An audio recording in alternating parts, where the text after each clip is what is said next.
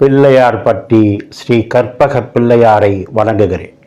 ஆதித்யாய சோமாய மங்களாய புதாயச குரு சுக்கிர சனி பெயர்ச்ச ராகுவே கேதுவே நமோ நமக. நமது வாழ்க வளமுடன் ஜோதிடம் யூடியூப் சேனல் நேயர்கள் அனைவருக்கும் உங்கள் அஸ்ட்ரோ TS மோகன் ராவின் அன்பான வணக்கம், வாழ்த்துக்கள். இப்போ நாம் இந்த மாதத்தில் என்ன பார்க்க போகிறோம்னா 2025 ஜனவரி மாத பலன்கள் பார்க்க போகிறோம். எப்பவும் போல தான் வழக்கம் போல் 12 ராசிக்கும் தனித்தனி வீடியோ வரும். அதுக்கு முன்னாடி இந்த மாதத்தில் கிரகங்கள் எங்கே இருக்குன்னு பார்ப்போம். ரிஷப வீட்டில் குரு பகவான் தன்னுடைய பயணத்தை நடத்தியிருக்காரு. கடக வீட்டில் செவ்வாய் பகவான் தன்னுடைய பயணத்தை நடத்தியிருக்காரு. கேது பகவான் கன்னி வீட்டில் தான் இருக்கார். சூரியனும் புதனும் இங்கே வந்துடுவாங்க, இங்கே வந்து தனுசு வீட்டுக்கு வந்துடுவாங்க. அதே மாதிரி கும்ப வீட்டில் சனி பகவானும் சுக்கிரனும் பயணம் பண்ணிகிட்டு இருக்காங்க. மீன வீட்டில் ராகு பகவான் பயணம் பண்ணிகிட்டு இருக்காரு. ஆல்ரெடி இந்த மாதம் முழுவதுமே சிறப்புகள் நிறையா இருக்குது. என்ன காரணம் அப்படின்னா, முதல்ல ஆங்கில புத்தாண்டு ஜனவரி 1ஆம் தேதி. உங்கள் எல்லாருக்கும் மீண்டும் என்னுடைய ஆங்கில புத்தாண்டு வாழ்த்துக்கள். அடுத்து பார்த்தீங்கன்னா 14ஆம் தேதி தைப்பொங்கல். உங்களுக்கெல்லாம் தெரியும், தமிழர் திருநாள் சொல்கிறது. அந்த சூரியனுக்கு நாம் விழா எடுக்கிறது. மறுநாள் மாட்டுப்பொங்கல். நமக்காக உழைக்கக்கூடிய அந்த மாடுகளுக்கு ஆடுகளுக்கு திருவிழா. இப்படி கிராம பகுதிகளில் வெறும் விசேஷமாக இருக்கும். அந்த நியூ இயர் கொண்டாடக்கூடிய அனைத்து தரப்பு மக்களுக்கும், தைப்பொங்கல் மாட்டுப்பொங்கல் கொண்டாடக்கூடிய அனைத்து தரப்பு மக்களுக்கும் நம்மளுடைய யூடியூப் சார்பாக அனைவருக்கும் அன்பான வணக்கத்தையும் வாழ்த்துக்களையும் தெரிவிச்சுக்குவோம். அடுத்து ஜனவரி 26ஆம் தேதி குடியரசு தினம் நாடு முழுவதும் கொண்டாடுவோம். அந்த விழாவை கொண்டாடக்கூடிய அனைத்து தரப்பு மக்களுக்கும் நம்மளுடைய வாழ்த்துக்கள். பொதுவாக நீங்கள் என்ன தெரிஞ்சுக்கணும்னா, இது பொது பலன் தான். 12 ராசி தனித்தனி வீடியோ. ஒவ்வொரு ராசியிலையும் கோடிக்கணக்கான பேர் பிறந்திருப்பாங்க. எல்லாருக்கும் அக்யூரேட்டாக இருக்காது இந்த பலன், சுமார் தான். ஏன்னா உங்கள் இண்டிவிஜுவல் ஜாதகம் தான் சரியாக இருக்கும். அப்போ இதுக்கு பலன் இருக்கானா? இருக்குது. ஒரு 20% 25% நீங்கள் எடுத்துக்கலாம். எந்த வயசோ உங்கள் வயசுக்கு தகுந்த மாதிரி. ஜாதகத்தில் நல்ல தசபுத்தி நடந்தால், இதில் நல்ல பலன்கள் சொன்னால் கூடுதலாக நன்மைகள் கிடைக்கும். இதில் பாதகமாக இருந்து ஜாதகத்துலேயும் சாதகமாக இல்லைன்னா மைனஸ் அதிகமாக இருக்கும். இல்லை அதில் சாதகமாக இருந்து இதில் மைனஸாக இருந்தால் எல்லாம் கலந்துருக்கும். இதுதான் இந்த பலன். நீங்கள் நேயர்கள் என்ன தெரிஞ்சுக்கிறீங்கன்னா, இப்போ தான் இந்த சேனலை பார்க்குறீங்க அப்படின்னா சப்ஸ்கிரைப் பண்ணிக்கோங்க, லைக் பண்ணுங்கள், உங்கள் உறவினர் நண்பர்களுக்கெல்லாம் சொல்லுங்கள். இந்த சேனல் இந்த அளவுக்கு விரிவாக வந்துக்கிட்டு இருக்குன்னா நீங்கள் தான். நீங்கள் இல்லைன்னா நான் இல்லை, இந்த சேனல் இல்லை. உங்களுடைய ஆதரவும் உற்சாகமும் ரொம்ப முக்கியம். ஆதரவு கொடுக்குற வாடிக்கையாளர்களுக்கு ரொம்ப நன்றி. என்கிட்ட யாருக்காவது ஜாதகம் பார்க்கணும்னா கீழே இருக்கிற நம்பருக்கு ஃபோன் பண்ணுங்கள். நான் வாட்ஸ்அப் நம்பர் தரேன், ஜாதகம் பார்க்கலாம். இப்போது நாம் 14ஆம் தேதி இந்த வீட்டில் இருக்கிற சூரிய பகவான் மகர வீட்டுக்கு வந்துடுவார். இங்கே இருந்தால் இதுக்கு வந்து மார்கழி மாதம். இந்த சூரியன் 14ஆம் தேதி மகர வீட்டுக்கு வந்துடுவார். மகர வீட்டுக்கு வந்தால் இதுக்கு பேர் தை மாதம் அப்படின்னு சொல்கிறது. மற்றபடி இந்த நிகழ்ச்சியை பார்த்து கொண்டு இருக்கின்ற உங்கள் அனைவருக்கும் மீண்டும் என்னுடைய வாழ்த்துக்கள். நான் வணங்கும் என்னுடைய தாய் தந்தையர், குலதெய்வம் முத்துமாரியம்மன், அண்ணாமலையார், உண்ணாமலை தாய், நான் நித்தம் வணங்கி வேண்டி நிற்கும் அந்த குமரமலையான், அத்தனை பேருடைய அனுகிரகம் ஆசீர்வாதம் இந்த மாத பலன்கள் உங்களுக்கு சிறப்பாக அமையணும் கேட்டுக்கிறேன். வீடியோக்குள்ளே போவோம். ஓம் நமச்சிவாய. நாம் இப்போ மேச ராசியை பார்க்க போகிறோம். மேச ராசி அப்படின்னா அற்புதமான ராசி. உங்கள் எல்லாருக்கும் தெரியும்.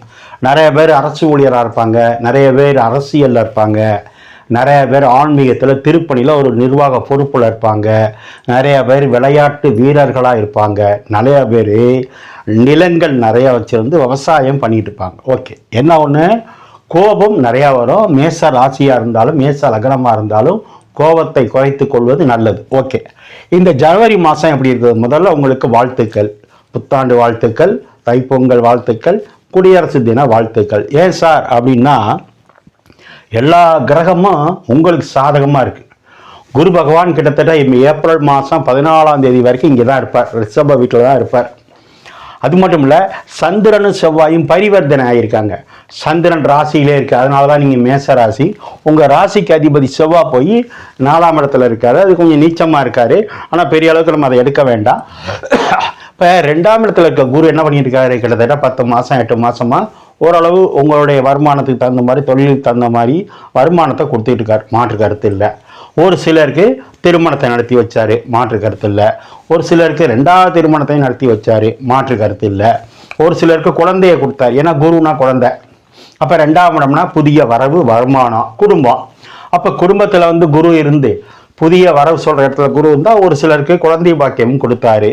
சரி, அதே மாதிரி செவ்வாய் நாளில் இருக்கலாமா சார்னா, பொதுவாக பரிவர்த்தனை இருக்கிறது நல்லது தான். ஆனால் நீச்சமாக இருக்கக்கூடாது. நீச்சம்னா என்ன, ஏதாவது ஒரு உடல் உபாதைகள் வந்துக்கிட்டே இருக்கும். சளி பிடிக்கிறது, எரிமல் வர்றது, ரத்த கொதிப்பு, ப்ரெஷர், இப்படி அவங்கவுங்க வயசுக்கு தகுந்த ஒரு டிஸ்டர்பன்ஸ் இருக்கும். ஆள் ஒரு நேரம் நல்லா இருப்பீங்க, ஒரு நேரம் சோர்வாக இருப்பீங்க. ஏன்னா சந்திரன் வீடு, சந்திரன்னா வளர்பிறை தேய்பிறைன்னு சொல்கிறது. அப்போ ராசிநாதன் அங்கே இருக்கும்போது கொஞ்சம் ஏற்றம் இறக்கமாக இருக்கும். அது ரொம்ப நாளைக்கு இல்லை, இன்னொரு 1 மாதம் 1.5 மாதத்துக்கு தான். அதுவும் பெரிய பாதிப்பு இல்லை. ராசிக்கு 6ஆம் இடத்துல கேது பகவான் இருக்கார். இது ஒரு அற்புத யோகம். கிட்டத்தட்ட 8-10 மாசமா கடன் குறைஞ்சிக்கிட்டே இருக்கு, வியாதி குறைஞ்சிக்கிட்டே இருக்கு. உங்களுக்கு கோர்ட்டு கேஸ் உங்க பக்கம் சாதகமா இருக்கு, அதனாலையும் பாதிப்பு இல்லை. அடுத்து இந்த 9ஆம் இடத்துல யார் இருக்கா, சூரியன் புதன் இருக்காங்க 13ஆம் தேதி வரைக்கும். அப்புறம் இந்த சூரியன் 14ஆம் தேதி 10ஆம் இடத்துக்கு வந்துடுவார். 9ஆம் இடம் நல்லது தான், ஒன்றும் பாதிப்பு இல்லை. ஆனால் 9ஆம் இடத்தை விட 10ஆம் இடத்துக்கு சூரியன் வர்றது, இதுக்கு பேர் திக்பலம்னு சொல்கிறது. 10ஆம் இடத்துல லக்னத்துக்கு 10ல் உங்களுக்கு சூரியனோ செவ்வாயோ இருந்தால் திக்பலம்னு சொல்கிறது. அப்போ 10ஆம் இடத்துக்கு யார் வர்றா, உங்களுக்கு 5ஆம் வீட்டு அதிபதி சூரியன். நல்லா தெரிஞ்சுக்குங்க, உங்களுக்கு யோகத்தை கொடுக்குற கிரகம் சூரியன் 10ஆம் வீட்டுக்கு வர்றாரு. நல்லதா சார்னா நல்லது, திக்பலம் ஆகிறாரா நல்லது.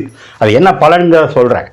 அவர் அதுக்கப்புறம் பார்த்தீங்கன்னா 11ல் சனி பகவானும் சுக்கிரனும் இருக்கார். நம்ம ஏற்கனவே என்ன பேசியிருக்கோம், 11ஆம் இடத்துல எந்த ஒரு கிரகம் இருந்தாலும் நல்லது. அதில் சனி பகவான் ஆட்சியாக இருக்கார். 10ஆவதுக்கு சுக்கிரனும் வந்துட்டார். சுக்கிரன் சனி ஒன்று சேர்ந்து 11ல் இருந்தால் 9, 10, 11, 12 பாக்கியம், ஜீவனம், லாபம், இன்பம், இது கரெக்டாக இருக்குது. 2ல் குரு. அப்போ இதில் என்ன குறை உங்களுக்கு, உங்கள் வயசுக்கு தகுந்த மாதிரி எல்லாம் நடக்கும். என்னென்ன சார் நடக்கும் அப்படின்னா, 2ல் குரு இருக்கிறதுனா நான் சொன்ன மாதிரி பதவி உயர்வு, ப்ரொமோஷன்னா குழந்தை வந்தால் மட்டும் இல்லை, நீங்கள் தாத்தாவானாலும் ப்ரொமோஷன் தான், உங்கள் மகனுக்கோ மகளுக்கோ கல்யாணம் ஆனாலும் ப்ரொமோஷன் தான், எல்லா வகையான ப்ரொமோஷனும் உண்டு. அதான் 2ல் குரு.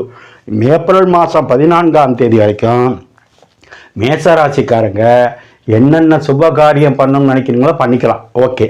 அடுத்து 3ஆம் இடம், உங்களுக்கு 3ஆம் இடத்தை சொல்லக்கூடிய கிரகம் புதன் இங்கே பாக்கியஸ்தானத்திலிருந்து டைரக்டாக உங்களுக்கு திரும்ப 3ஆம் இடத்தை பார்க்குறார். அப்படின்னா என்ன, 3ஆம் இடம்னா தம்பி, 3ஆம் இடம்னா மாமனார். அப்போ அவங்களே திரும்ப அந்த இடத்த பார்க்கும்போது உங்களுக்கு உங்கள் தம்பினாலேயோ அல்லது மாமனார்னாலேயோ ஒரு உதவி கிடைக்க போகுதுன்னு அர்த்தம்.